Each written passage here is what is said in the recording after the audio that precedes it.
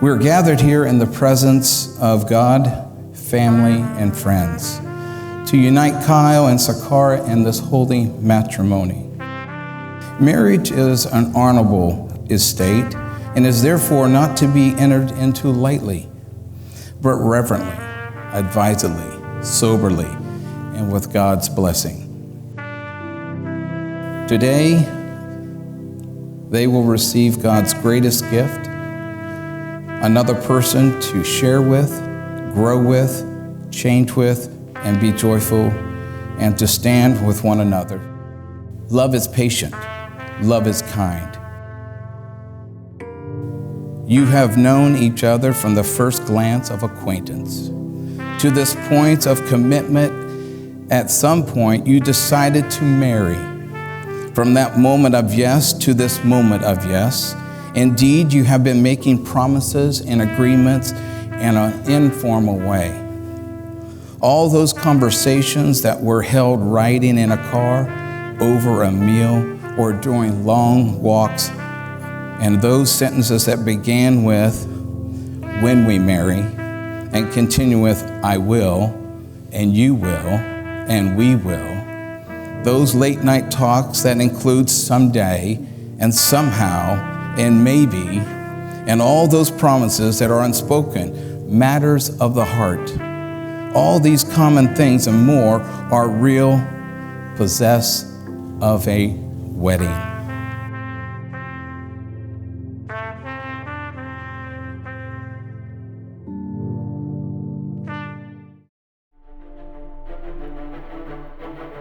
I know Kyle a lot better than most people did. We shared a room for 18 years. You can't copy my speech. I got a lot more. So Kyle was the typical little brother, always crying and whining about something. I remember a time when Sean was staying at the house, and me and Sean were playing ball. We were probably 7 years old. And here comes little 5-year-old Kyle running into the room. I acted like I threw the ball at Kyle. He hit the ground, started crying, screaming and crying. Well, here comes Grandma running down the hallway after me. And there's another time when in high school, I was probably 14, Kyle was maybe in the 7th grade. Kyle was supposed to carry the keys to the house to get into the house. He knows. Well, because I didn't carry anything home from school. He was the good one, but he didn't have the keys to the house. And we were deciding what we were going to do. Well, I punched a hole in the glass of the house. And we come to agreement we were going to tell Dad that someone tried to rob the house. But as soon as Dad come in the house, Kyle rats on me. But I joke about Kyle being a typical little brother, but I'm proud of the man he's become, and I'm proud of the men that these are all my brothers right here. We grew up less than a quarter mile from each other. So if you could just raise your glasses and toast Mr. and Mrs. Jenkins.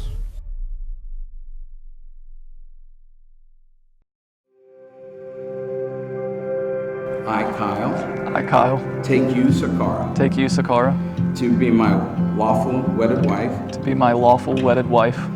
to have and to hold, from this day forward, for better, for worse, for richer, for poor, in sickness, and in health, to love and to cherish, for as long as we both shall live. This is my solemn vow.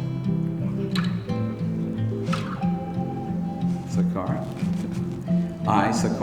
I, Saccara, take you, Kyle, to be my husband, to have and to hold, from this day forward, for better, for worse, for richer and poor, in sickness and in health, to love and to cherish, for as long as we both shall live. As we both shall live. This is my solemn vow. This is my solemn vow. Growing up, I've always looked at Saccara as so much more than just like a little cousin. She's always been, she's a part of me. She's a part of who I am. She's a part of my identity. So it was really hard for me to, her getting married is wild to me, but I don't have nothing fancy, but I just want to say, Kyle, I love you. The short time that I've got to know you, I've really been able to trust you quickly, and I'm super proud that you're now a part of my family, and out of anyone else, you're the man to do the job, so congratulations. I love you more than I love anyone else besides my own kin, so I hope you guys have an awesome, awesome life, and yeah, hear, hear.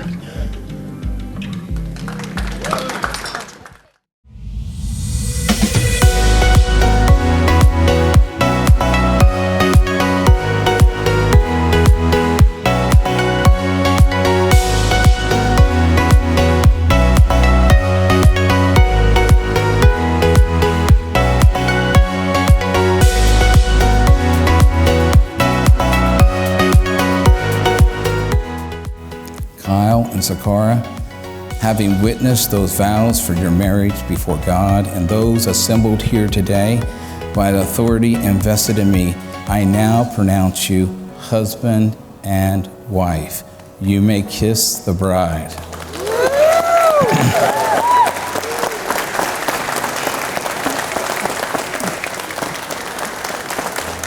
It is my pleasure to introduce you for the first time, Kyle and Saccara Jenkins.